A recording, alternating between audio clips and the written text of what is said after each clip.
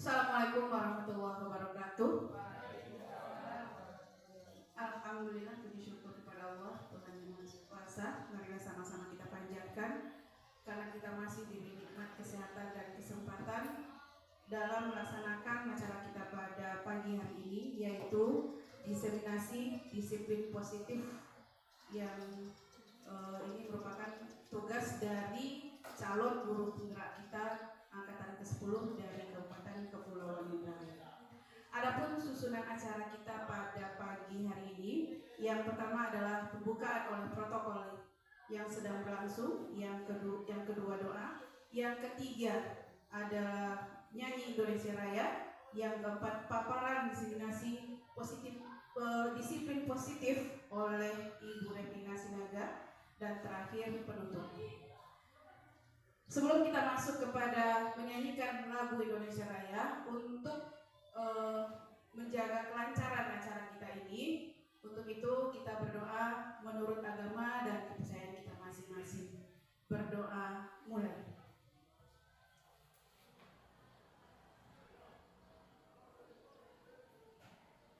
Berdoa selesai. Acara selanjutnya, nyanyi Indonesia Raya yang akan dipimpin oleh Ibu Susanti. Kepada Ibu Susanti kita persilakan. Hadirin dimohon berdiri.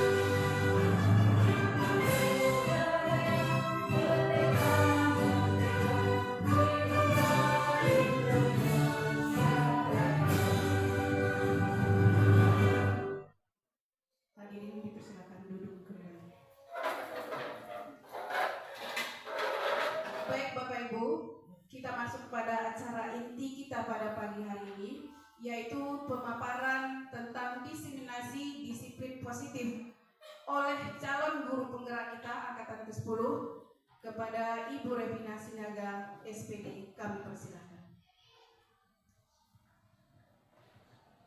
Baik, terima kasih. Assalamualaikum warahmatullahi wabarakatuh. Salam sejahtera, shalom. Selamat pagi Bapak Ibu sekalian. Perkenalkan, nama saya Revina Sinaga. Saya calon guru penggerak angkatan 10 dari Kabupaten Kepulauan Mentawai. Saat ini fasil saya bernama Ibu Ayu Puspita dan PP saya bernama Ibu Aliani. Hari ini saya akan berbagi tentang diseminasi budaya positif. Bapak Ibu sekalian, saya tidak sedang menggurui atau sedang mengajari Bapak Ibu. Di sini kita sedang berbagi atau saling sharing tentang budaya positif dan dan bagaimana cara menerapkannya di sekolah kita. Terima kasih Bapak Ibu. Selanjutnya kita akan masuk ke dalam presentasi. Saya mencoba berbagi tentang diseminasi budaya positif. Nah Bapak Ibu, saya percaya Bapak Guru hebat, Ibu Guru hebat semuanya, mungkin pada prakteknya sudah lebih hebat daripada teori-teori yang akan saya sampaikan. Tetapi saya di sini ingin berbagi share untuk budaya positif yang sudah kami pelajari pada pendidikan calon guru penggerak angkatan 10.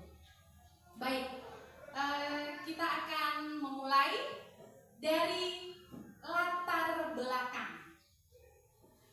Bapak Ibu, seiring dengan perkembangan zaman dan teknologi, maka fenomena krisis karakter yang sangat memprihatinkan menjadikan saya mengambil bahwa ini adalah salah satu latar belakang. Kenapa? Karena hal tersebut disebabkan oleh perkembangan teknologi yang memudahkan siswa untuk mengakses tren budaya luar tanpa mereka kaji apakah sesuai dengan budaya kita atau tidak. Nah, sekolah sebagai salah satu institusi pembentukan karakter, nah pada anak ya, menjadi wadah untuk membangun budaya positif. Budaya positif di sekolah dapat dibangun dengan membentuk keyakinan kelas. Nanti akan kita pahami lebih mendalam tentang keyakinan kelas dan menerapkan segitiga restitusi. Nanti juga kita akan pahami tentang segitiga restitusi. Saya percaya mungkin Bapak Ibu sudah pernah mendengar, bahkan sudah lebih paham ya. Mungkin pada prakteknya juga sudah ada yang mempraktekkan. Nah, baik, kita akan berbagi di sini tentang hal-hal yang sudah saya sebutkan tadi. Ada keyakinan kelas, ada segitiga restitusi. Nah, dengan adanya keyakinan kelas yang disusun, jadi keyakinan kelas ini disusun bersama antara guru dan murid, maka semua akan mengupayakan untuk menjalankannya sebagai langkah awal membangun budaya positif di sekolah. Dan dengan penerapan segitiga restitusi dapat membimbing murid untuk berdisiplin positif agar menjadi murid yang merdeka. Baik, itu tadi tentang latar belakangnya. Kemudian kita masuk ke berikutnya. Tujuan. Nah, untuk tujuannya saya ambil hal-hal berikut ini. Mengapa ini bisa menjadi tujuannya? Bahwa menumbuhkan budaya positif dengan menanamkan nilai kebajikan dan keyakinan dan kesepakatan kelas yang dibuat.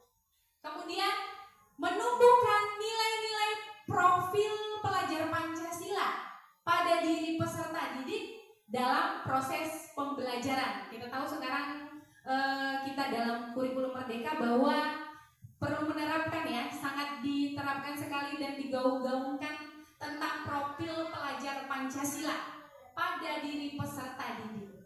Kemudian memahami konsep posisi kontrol sebagai pendidik. Jadi kita sebagai pendidik punya posisi kontrol. Nanti akan kita bahas tentang posisi kontrol seorang pendidik. Kemudian memahami konsep kebutuhan dasar manusia. Lalu memahami penerapan segitiga restitusi. Nanti juga akan kita bahas tentang penerapan segitiga restitusi. Kemudian meningkatkan keberanian dan rasa percaya diri murid untuk mengemukakan pendapat mengenai gambaran kelas yang diinginkan. Lalu ada menumbuhkan motivasi intrinsik murid. Motivasi intrinsik itu adalah motivasi dari dalam dirinya ya. Artinya ketika kita menumbuhkan motivasi itu, maka kita sedang menumbuhkan kesadaran diri sendiri dari muridnya. Lalu mewujudkan pembelajaran yang berpihak pada murid. Jadi kalau kita kembali ke filosofi Ki Hajar Dewantara bahwa pembelajaran itu sebenarnya dia harus berpihak kepada murid. Jadi murid itu sebagai titik fokusnya. Kita sebagai pendidik memfasilitasinya. Kemudian mewujudkan pembelajaran, menumbuhkan budi pekerti yang baik. Yang mana budi pekerti yang baik itu sudah di dalamnya yang namanya tanggung jawab, disiplin, dan komitmen. Lalu mengajarkan murid mencari solusi dari suatu permasalahan. Nah, kira-kira itu tadi tujuan dari diseminasi budaya positif. Nah, Bapak Ibu masih semangat kah? Masih. Baik, kita mau penyegaran lah dulu sebentar sebelum kita lanjut. Iya, untuk meregangkan pinggang. Tapi penyegarannya ini kita mau ice breaking dulu lah. Ice breakingnya tuh begini ya. Jadi Bapak Ibu, tolong ikuti perkataan saya. Siap ya? Siap. Oke. Bola, bola, bola, bola. Bola, bola, bola. Bulat. Bola, bola, bulat. Bulat, bola, bola, bulat. Ada berapa bola? 3. Salah. 1. Salah. 2. Kita ulang. Ikuti perkataan saya. Bola bulat, bola tendang. Bola bulat, bola tendang. Tendang bola bulat, bulat. Tendang bola bulat, bulat. Ada berapa kali tendang? 1 kali. 1. Salah semua. Kurang minumnya itu kayaknya. Ayo Bapak Ibu silakan sambil minum biar kita segar dulu. Kita ulang sekali lagi. Ikuti perkataan saya. Donat bulat, donat coklat. Donat bulat, donat coklat. Coklat, donat bulat. Coklat, donat bulat. Ada berapa donat? Ada berapa donat? Ya tepuk tangan untuk Ibu Mutia. Ya karena tadi dulunya apa? Ikuti perkataan saya. Baik, sudah mulai agak segar ya. Baiklah Bapak Ibu, karena sudah mulai segar kita boleh lanjut lagi? Iya. Bapak Ibu kalau supaya fokusnya nggak terganggu boleh lihat ke layar, nggak usah lihat ke saya. Karena saya ini memang kurang kurang membuat fokus. Kita masuk ke tolak ukur. Tolak ukurnya yang mana?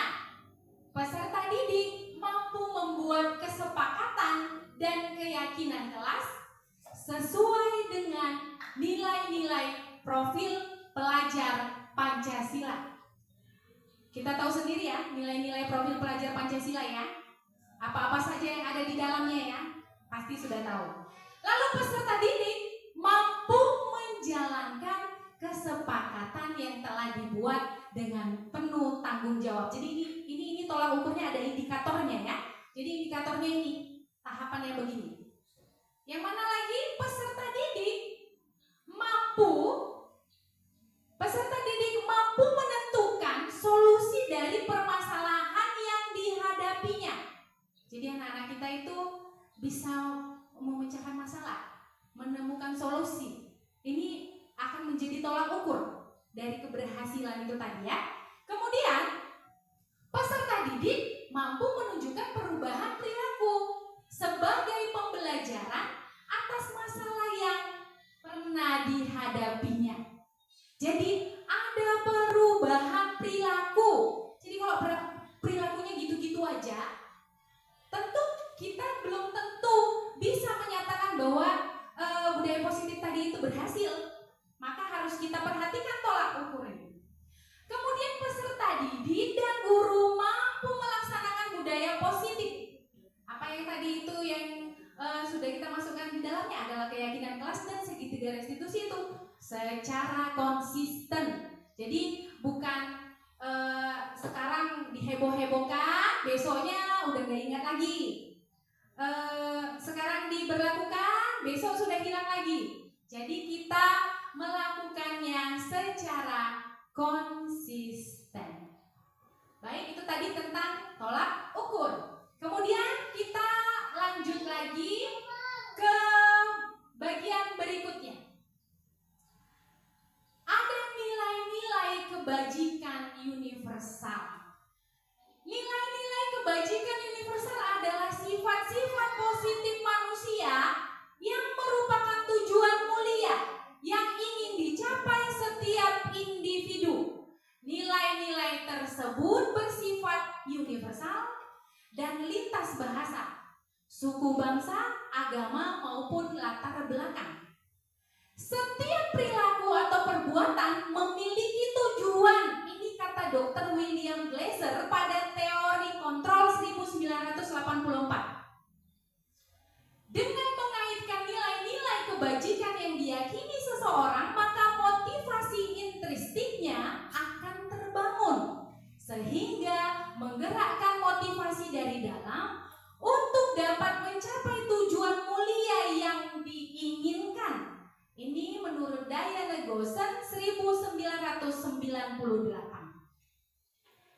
Nilai-nilai kebajikan yang ingin dicapai oleh setiap anak Indonesia kita kenal dengan profil pelajar Pancasila. Yang mana-mana sajakah dia? Itulah yang sudah di dalamnya beriman, bertakwa kepada Tuhan Yang Maha Esa dan berakhlak mulia. Lalu mandiri, bernalar kritis, berkebinekaan global, bergotong royong, dan kreatif. Nah, itulah dari nilai-nilai kebajikan universal. Sampai di sini Bapak Ibu masih semangat? Masih. Baik. Sekarang kita akan masuk ke dalam disiplin positif. Baik Bapak Ibu, saya selingi dulu dengan ice breaking. Jadi Bapak Ibu, setelah dari sini saya mau pergilah ke restoran yang baru buka di Kepulauan Mentawai. Saya akan ajak Bapak Ibu dengan syarat harus membawa barang yang perlu dibawa, satu saja. Nah, clue-nya adalah saya. Patokannya saya ya. Baik, saya ini mau pergi ke restoran yang baru tadi di Mentawai. Nama restorannya Restoran Di Sini Senang. Jadi saya mau ke sana, saya akan ajak Bapak Ibu. Saya mau bawa ke sana itu remote. Pak Ajib bawa apa? Bawa saya tinggal. Clue-nya tadi itu adalah saya ya, patokannya diri saya. Kalau Pak Tarmiji bawa apa?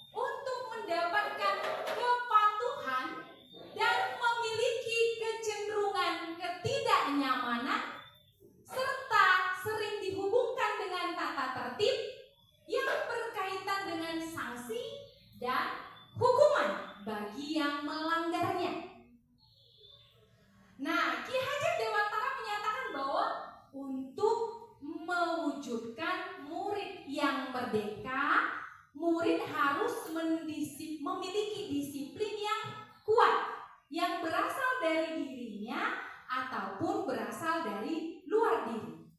Yang dinyatakan dalam bukunya yaitu pemikiran, konsepsi, keteladanan, sikap merdeka, cetakan kelima 2013 halaman 470 yang berbunyi, di mana ada kemerdekaan, disitulah harus ada disiplin yang kuat. Sungguh pun disiplin itu bersifat self-disiplin, yaitu kita sendiri yang mewajibkan kita dengan sekeras-kerasnya, tetapi itu sama saja. Sebab jikalau kita tidak cakap melakukan self-disiplin, wajiblah penguasa lain mendisiplin diri kita. Dan peraturan demikian itulah harus ada di dalam suasana yang merdeka. Adapun definisi kata merdeka menurut Ki Hajar Dewantara, merdeka itu artinya tidak hanya terlepas dari perintah, akan tetapi juga cakap buat memerintah diri sendiri. Jadi itu artinya merdeka ya. Jadi merdeka yang kita bayang-bayangkan itu tidak sebebas-bebasnya, tetapi ada kesadaran diri. Kenapa? Karena di sana tidak hanya terlepas dari kata perintah, tetapi juga cakap buat memerintah diri sendiri. Nah, untuk mewujudkan ini, kesadaran memerintah diri sendiri ini yang sedang kita coba. Kalau saya pribadi ya, menurut saya Bapak Ibu semua sudah pasti hebat dalam disiplin dan mendisiplinkan diri.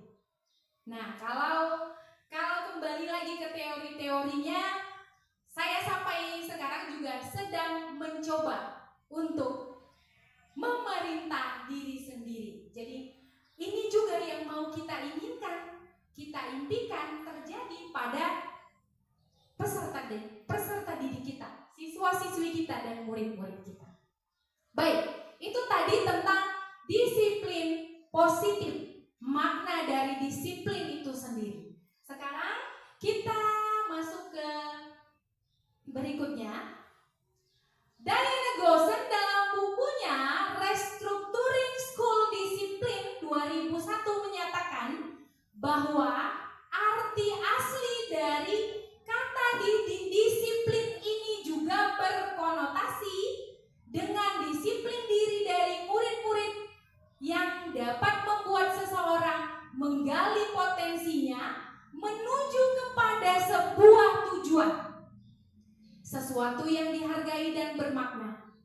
Bagaimana cara kita mengontrol diri dan bagaimana menguasai diri untuk memilih tindakan yang mengacu pada nilai-nilai yang kita hargai. Dengan kata lain, seseorang yang memiliki disiplin diri berarti mereka bisa bertanggung jawab terhadap apa yang dilakukannya karena mereka mendasarkan tindakan mereka pada nilai-nilai kebajikan universal. Tadi sudah kita bahas tentang kebajikan universal.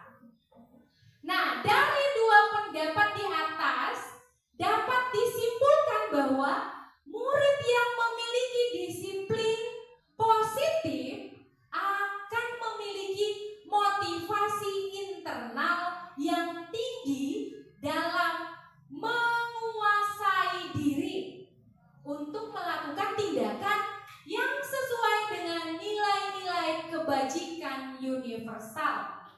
Sebagai pendidik, tugasnya adalah membimbing siswa untuk memiliki disiplin diri yang berasal dari dirinya sendiri. Bapak Ibu masih semangat? Saya yakin masih semangat. Kita lanjut. Kita masuk ke dalam kebutuhan dasar manusia. Berdasarkan teori kontrol menyatakan bahwa perilaku manusia memiliki tujuan. Iya, sudah pasti ya. Sudah pasti setiap perilaku manusia itu ada tujuan. Dalam ruang lingkup sekolah yang dimaksud perilaku siswa. Jadi perilaku manusia yang kita maksud di dalam lingkungan sekolah itu adalah perilaku siswa. Terkadang kita menyadari bahwa perilaku yang dilakukan pasti memiliki alasan dan tujuan. Benar sekali. Perlu dipahami bahwa ketika siswa melakukan perilaku yang tidak baik, maka saat itu siswa memiliki kebutuhan dasar yang harus dipenuhi. Jadi ada tujuan-tujuan ketika siswa itu melakukan sesuatu yang tidak baik. Tujuannya apa? Ketika dia ingin memenuhi kebutuhan dasarnya sebagai manusia. Apa-apa saja kebutuhan dasarnya. Ada kebutuhan bertahan hidup, ada kebutuhan cinta dan kasih sayang, ada kebutuhan penguasaan, lalu kebutuhan kebebasan, dan ada juga kebutuhan akan kesenangan. Kira-kira inilah kebutuhan dasar manusia yang ada di sekolah kita ini. Inilah yang kita lihat dalam kebutuhan perilaku siswa kita. Kita lanjutkan. Baik, kita masuk ke dalam motivasi perilaku manusia. Menurut Diana Goshen dalam bukunya Restructuring School Discipline menyatakan ada 3 alasan motivasi perilaku manusia, yaitu 1. Untuk menghindari ketidaknyamanan atau hukuman. Jadi motivasinya ini untuk menghindari hukuman. Kemudian untuk mendapatkan imbalan atau penghargaan dari orang lain. Jadi motivasi yang berikutnya adalah untuk mendapatkan sesuatu. Kemudian untuk menjadi orang yang mereka inginkan dan menghargai diri sendiri dengan nilai-nilai yang mereka percaya. Jadi ada motivasi-motivasi ketika kita melakukan disiplin tadi. Kita pengen kita dilihat orang, lalu kita dipuji-puji. Kemudian karena kita memang takut mendapatkan hukuman kalau kita melanggar disiplin. Tapi ada juga yang memang itu dari dalam diri sendiri, bentuk menghargai diri sendiri dengan nilai-nilai yang kita percaya. Dari ketiga motivasi perilaku manusia dalam mewujudkan disiplin positif yang harus ditanamkan dalam murid-murid adalah motivasi yang nomor 3. Karena dengan memiliki motivasi tersebut, mereka telah memiliki motivasi intrinsik yang berdampak jangka panjang. Motivasi yang tidak akan terpengaruh pada adanya hukuman atau hadiah. Mereka akan tetap berperilaku baik dan berlandaskan nilai-nilai kebajikan karena mereka ingin menjadi orang yang menjunjung tinggi nilai-nilai yang mereka hargai. Maka di dalam motivasi perilaku manusia ini, di dalam penerapan disiplin ini, inilah yang harus kita hindari. Yang kita hindari apa? Kita hindarilah yang namanya hukuman. Kita hindarilah yang namanya reward atau imbalan. Maka yang kita tanamkan apa?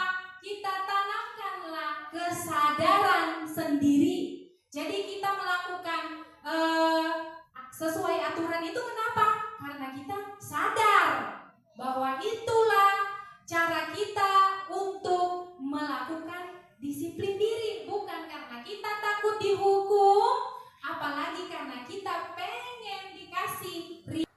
Ya, dari motivasi perilaku manusia, kira-kira Bapak Ibu ada yang mau ditanyakan? Silakan. Iya, silakan Ibu Mutia. Baik, terima kasih kepada Bu Materi. Sedikit pertanyaan. Iya, sebentar Ibu Mutia, biar dikasih halo-halonya. Ya. Baik, terima kasih.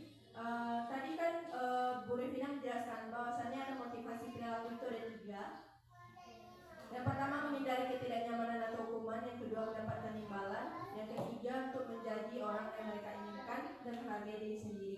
Di sini saya bercerita sedikit kasus yang saya temukan karena berhubung saya adalah guru BK. Saya menemukan beberapa anak. Kita kan tadi membicarakan bahwasannya adanya menemukan kesadaran diri bagi siswa. Jadi bagaimana caranya memberikan kesadaran pada siswa yang berkali-kali membuat kesalahan yang sama? Terima kasih. Baik, terima kasih Ibu Mutia. Ya, tadi pertanyaannya bagaimana menumbuhkan kesadaran siswa yang berkali-kali melakukan kesalahan yang sama ya? Ya, karena kalau ada lagu 1 kali kau sakiti masih dimaafkan ya, 2 kali masih dimaafkan ya, 3 kali. Nah, inilah yang sedang sama-sama kita coba terapkan. Saya ya, kalau saya memang ya, saya diri saya yang dulu, saya memang tidak ada ampun ya. Ini kesadaran dari diri sendiri ini sulit sekali untuk menumbuhkannya. Nih ya. Maka akan saya lakukanlah ini yang di atas ini. Ya. Tetapi kita kembali ke filosofi Ki Hajar Dewantara bahwa keberpihakan kepada murid, maka dituntutlah kesabaran guru yang tidak ada habis-habisnya. Ini berlakulah kepada guru BK. Ya.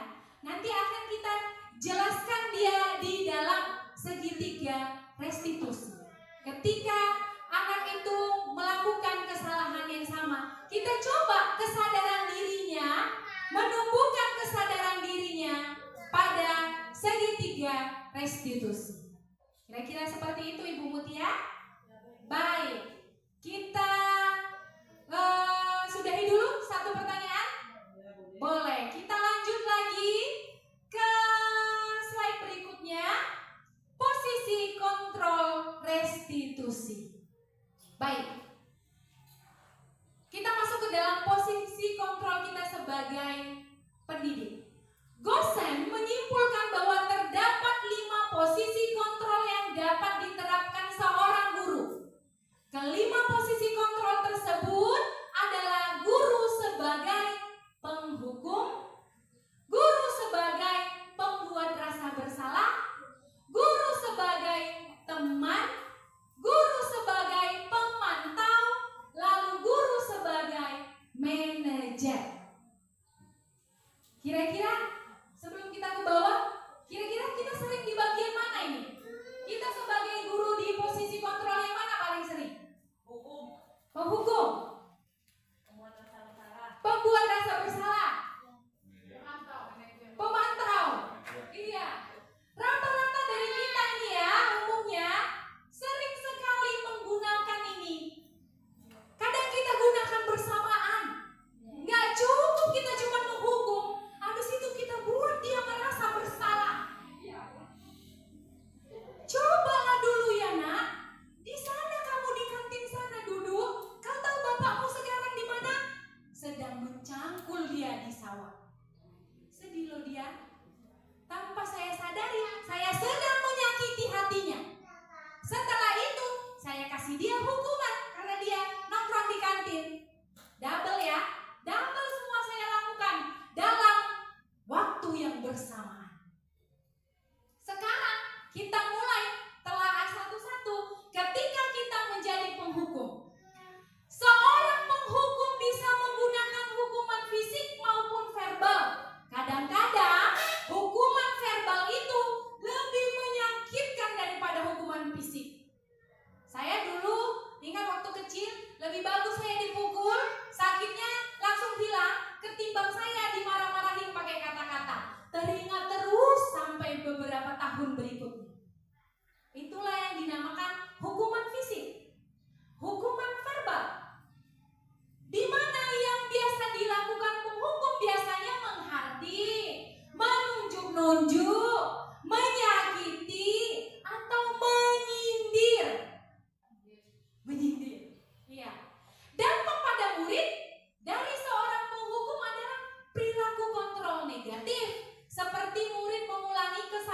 berulang kali, lalu perilakunya menjadi agresif.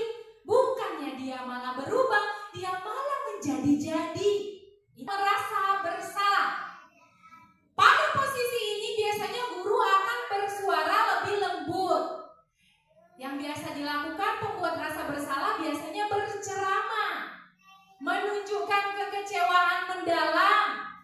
Dampak pada murid dari seorang pembuat merasa bersalah adalah murid akan merasa rendah diri, merasa gagal, dan merasa tidak berharga. Jadi ketika kita berceramah, suara kita makin lembut, makin halus, itu sebenarnya kita semakin marah, ya. Maka itulah yang akan menunjukkan kekecewaan yang mendalam kepada siswa itu. Jadi dia bukannya dia nanti malah makin berubah, makin sadar, tetapi dia akan merasa dirinya akan merasa makin gagal. Dia merasa dirinya itu rendah diri, lalu dia akan merasa bahwa dia tidak berharga. Lalu kita masuk ke dalam posisi guru sebagai teman. Guru pada posisi sebagai teman tidak akan menyakiti murid, namun selalu berupaya mengontrol murid melalui pendekatan persuasi. Yang biasa dilakukan posisi sebagai teman adalah membuatkan alasan-alasan untuk murid-muridnya. Dampak pada murid adalah murid akan tergantung, tidak mandiri, dan tidak bisa memutuskan keputusan sendiri. Saya ini kalau dalam posisi teman, saya kurang bisa. Nggak tahu kenapa, mungkin karena wajah saya kurang bersahabat. Jadi saya kurang bisa menempatkan diri saya sebagai teman. Lalu, ya nggak tahu ya, kalau Bapak Ibu sekalian mungkin ada ya yang bisa menjadi posisi teman kepada peserta didik. Kemudian kita masuk ke dalam pemantau. Guru pada posisi ini biasanya selalu mengawasi atau memantau muridnya yang berpatokan pada catatan atau kesepakatan yang sudah disetujui. Yang biasa dilakukan posisi sebagai pemantau yaitu memantau, menghitung, dan mengukur kedisiplinan murid. Dampak bagi murid dari posisi kontrol pemantau yaitu menitik beratkan pada dampak pada diri sendiri. Jadi dia akan menerapkan yang ini. Dia ada kesan untuk mendapatkan hadiah atau mendapatkan hukuman. Nah, kira-kira Bapak Ibu, apakah sering menggunakan posisi pemantau atau lebih sering menggunakan posisi teman?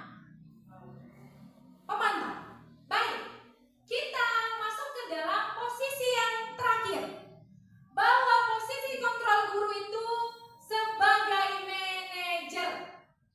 Seorang manajer telah memiliki keterampilan di posisi teman maupun pemantau.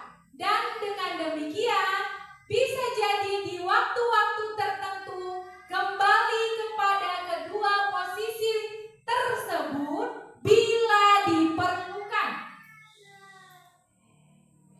Guru pada posisi ini biasanya posisi di mana guru berbuat sesuatu bersama dengan murid, mempersilakan murid mempertanggungjawabkan perilakunya, mendukung murid agar dapat menemukan solusi atas permasalahannya sendiri. Yang dilakukan guru pada posisi manajer biasanya mengajukan pertanyaan-pertanyaan terkait nilai kebajikan yang telah diyakininya atau pertanyaan yang berkaitan dengan solusi yang ditempuh berkaitan dengan pelanggaran tata tertib. Agak sulit ya posisi guru sebagai seorang manajer ini ya. Jadi kalau ada seorang manajer di dalam perusahaan, itu bukanlah hal yang mudah untuk menjadi seorang manajer ya.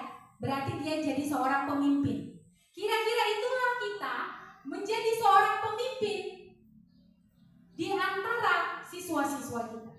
Ketika kita menempatkan diri menjadi seorang manajer, maka kita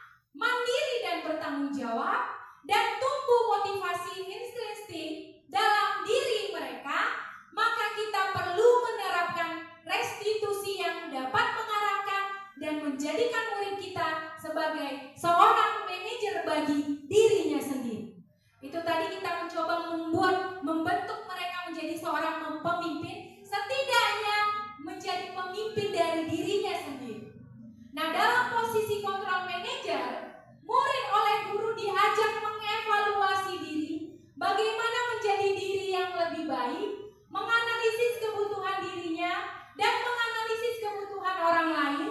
Di sini penekanan bukan pada kemampuan memberikan konsekuensi, tetapi guru dapat berkolaborasi dengan murid bagaimana memperbaiki kesalahan yang ada.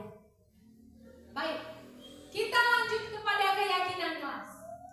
Saya percaya Bapak Ibu sekalian mungkin sudah ada yang menerapkan keyakinan kelas.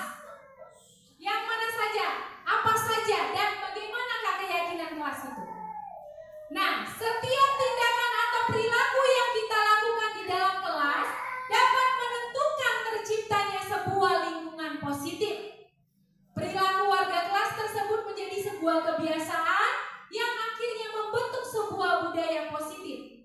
Dalam mewujudkan perilaku, warga sekolah yang memiliki budaya positif, hal pertama perlu diciptakan dan disepakati adalah membuat keyakinan atau prinsip-prinsip dasar bersama di antara para warga kelas untuk mendapat nilai-nilai kebajikan yang disepakati bersama. Lalu, mengapa keyakinan kelas namanya? Mengapa tidak peraturan kelas saja? Mengapa keyakinan kelas? Kadang-kadang kan kita sering buat peraturan ya. Sekarang kita lebih ke arah keyakinan ya. Kenapa? Karena kadang-kadang peraturan ini kelihatannya sangat lebih mengikat. Kenapa? Pasti ada peraturan-peraturan di dalamnya. Sehingga muncullah kalimat bahwa peraturan dibuat untuk dilanggar. Maka gimana kalau dia dibuat jadi keyakinan kelas saja? Iya, kenapa jadi keyakinan kelas? Karena suatu keyakinan akan lebih memotivasi dari dalam. Memotivasi secara intrinsik. Seseorang akan lebih tergerak dan bersemangat untuk menjalankan keyakinannya daripada hanya sekedar serangkaian peraturan, mengatur, harus berlaku begini, harus berlaku begitu. Jadi membuat merasa ketidaknyamanan. Jadi kenapalah dipilih menjadi keyakinan kelas saja daripada peraturan kelas. Baik, kita lanjutkan ke slide berikutnya.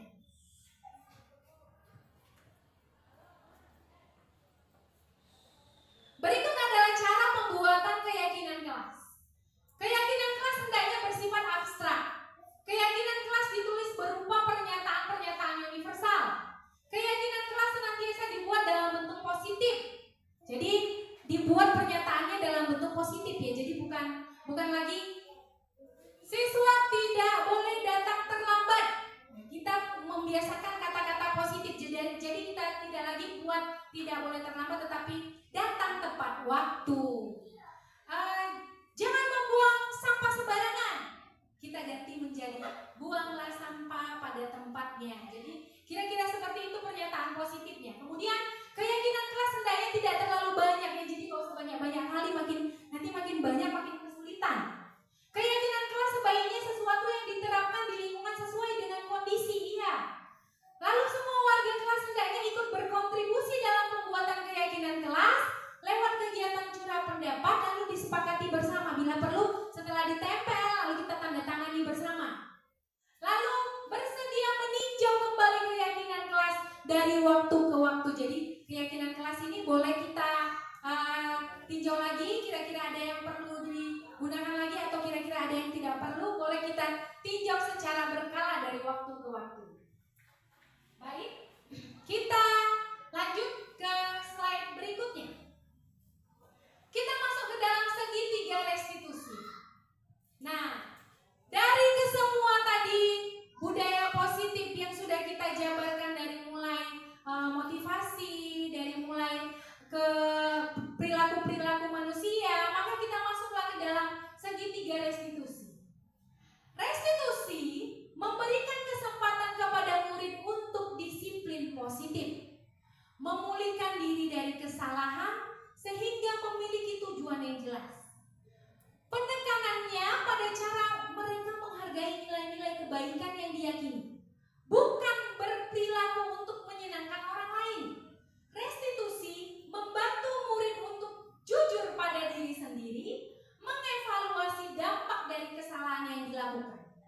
Restitusi memberikan penawaran, bukan paksaan.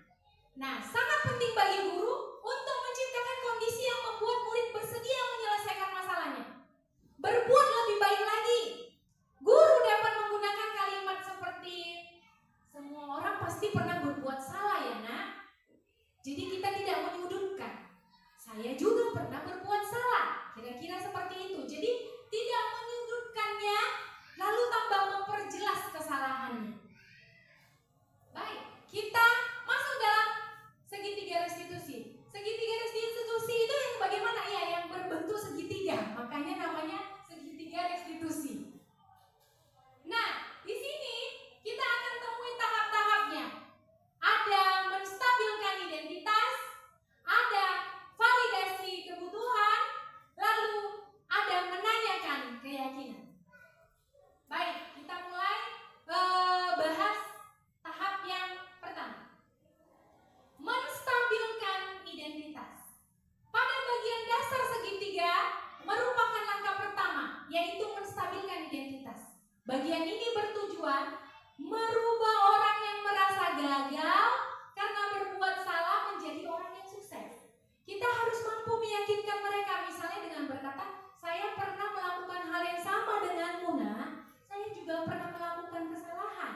Ketika seorang dalam kondisi emosional, maka otak tidak lagi berpikir rasional. Nah, kondisi ini sangat tepat kita gunakan untuk menstabilkan identitasnya. Kita membantu menenangkan mereka dan mencari solusi dari permasalahannya. Lalu kita masuk ke dalam validasi tindakan yang salah. Langkah kedua dalam memvalidasi tindakan yang salah, maka kita terlebih dahulu memahami kebutuhan dasar yang mendasari tindakan murid kita. Menurut teori kontrol, semua tindakan pasti memiliki tujuan. Tadi sudah kita bahas ya, entah baik atau buruk. Nah, ketika kita menolak murid yang berbuat salah, maka mereka akan tetap dalam masalah. Saya sering sekali melakukan ini pada prakteknya. Kira-kira dia beberapa kali tidak masuk dengan saya, maka kamu tidak usah masuk lagi. Ini kata-kata seperti ini bukannya menyelesaikan, malah dia akan tetap dalam masalah. Yang lebih diperlukan adalah kita memahami alasan mereka berbuat kesalahan, sehingga mereka merasa dipahami. Jadi kita tanya dulu, kita validasi dulu tindakan yang salah itu. Kira-kira kita suruh dulu dia ceritakan itu kenapa dia bisa lakukan begitu. Lalu kita tanya, menurut dia sikapnya itu bagaimana? Lalu kita akan masuk ke dalam tindakan berikutnya, menanyakan keyakinan kelas. Maka ini sebenarnya untuk keyakinan kelas yang belum kita terapkan, sebaiknya kita memang sudah menerapkan keyakinan kelas di setiap kelas yang kita ajarkan. Tapi kalau keyakinan kelas itu memang belum ada kita buat, kita bisa mengacu kepada peraturan-peraturan sekolah. Nah, kita bisa menanyakan kembali keyakinan kelasnya. Ketika langkah pertama dan kedua sudah sukses dilakukan, ini setelah sukses dilakukan ya, berarti setelah kita menstabilkan identitas, setelah kita validasi kesalahannya, baru kita lanjut ke sini. Kalau yang kedua itu belum sukses kita lakukan, maka itu kita selesaikan dulu. Lalu kita masuk ke dalam keyakinan. Lalu ketika sudah kita sukses lakukan, maka anak akan lebih siap dikaitkan dengan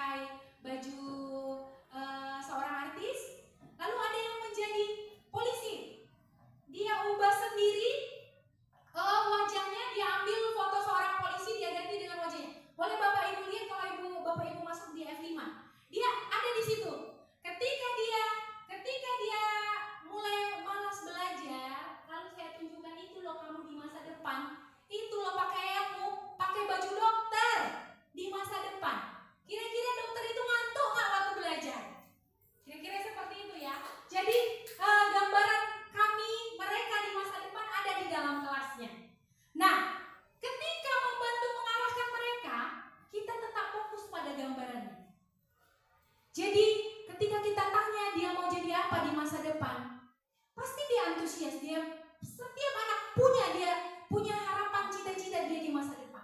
Nah, segitiga restitusi dapat menumbuhkan motivasi internal murid untuk disiplin positif dan terbiasa mencari solusi dengan permasalahannya. Bapak Ibu hebat yang baik hatinya. Saya ya. Sebelum saya mengenal yang namanya segitiga restitusi, saya adalah seorang guru yang memiliki posisi-posisi kontrol seperti tadi. Saya adalah seorang penghukum. Saya juga seorang pemantau. Saya jarang menjadi seorang teman. Nah, saya baru mulai menerapkan yang namanya segitiga restitusi. Baru saya coba. Nah, ketika kita mengalami situasi di dalamnya, kita bawa anak itu, kita ambil dia, kita bicara empat mata. Jadi gak ada lagi cerita dia kita ceramahi di depan orang banyak, karena itu akan melukai perasaannya. Kita ambil dia, kita duduk bersama, lalu kita bicara empat mata, lalu kita terapkanlah tadi langkah-langkah segitiga restitusi. Kita stabilkan dulu identitasnya. Kita tanya, kamu tadi terlambat loh, Nak. Sudah sering Ibu lihat loh kamu terlambat. Menurut kamu itu sikapnya bagaimana? Kira-kira kalau kamu terlambat itu sikap yang bagaimana? Lalu kita validasi. Setelah kita validasi kesalahan dia, kita suruh ceritakan, kamu kira-kira terlambatnya karena apa? Ya Bu, saya terlambat karena saya sering begadang, karena begini. Lalu kita tanya, kira-kira kamu bisa nggak berubah? Kalau kamu mau berubah, datangnya tidak terlambat, yang kamu lakukan apa? Ya, saya akan bangun lebih awal Bu. Kalau mau bangun lebih awal berarti tidurnya akan lebih awal juga. Lalu nanti dia akan kita tanya, kapan sih kira-kira bisa kamu lakukan? Kamu yakin bisa melakukannya? Yakin? Oh, saya yakin, kamu yakin. Berarti kita sama-sama yakin. Kalau kamu akan berubah menjadi siswa yang lebih baik lagi. Kita tanyakan keyakinan kelas tadi. Tadi kita keyakinan kelas kita ingat nggak? Kamu itu dalam keyakinan kelas kita sepakati apa? Maka akan muncul lain. Pembicaraan ini, lalu kita kaitkan dengan alasan dia tadi terlambat, maka muncullah disiplin-disiplin positif yang ingin kita tumbuhkan tadi. Dia motivasinya adalah internal, kesadaran dari dirinya sendiri. Baik Bapak Ibu, sampai di sini, sampai di segitiga restitusi ini adalah akhir dari diseminasi budaya positif yang saya bagikan hari ini.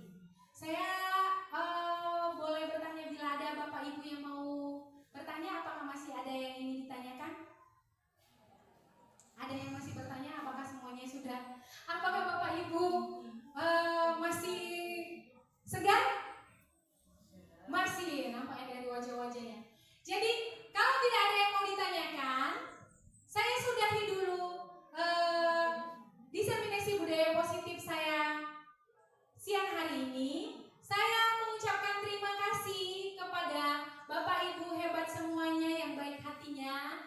Kita berharap sama-sama bisa menumbuhkan budaya positif pada anak didik kita khususnya dan pada lingkungan sekolah kita umumnya.